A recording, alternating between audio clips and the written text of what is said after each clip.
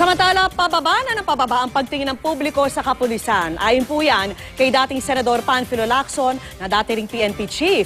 Sa kanyang talumpati sa Ethics Day ng Philippine National Police kanina, binigyan din ni Lacson ang pagbabalik sa kredibilidad ng mga pulis. Kaya kinakailangan na raw ng cleansing o paglilinis sa PNP. Hindi na raw dapat masangkot pa ang mga pulis sa pangingikil at ibang katulad na insidente.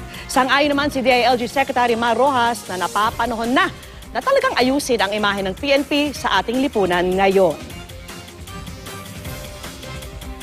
Yung alaala ng aming barrio policeman na talagang yung paggalang sa kanya, parang paggalang doon sa school principal namin nung araw.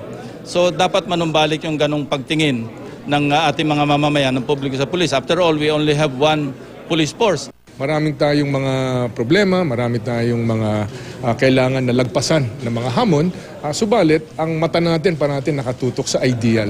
Nang sa ganun ay hindi tayo nawiwindang, hindi tayo nawawala sa ating layon.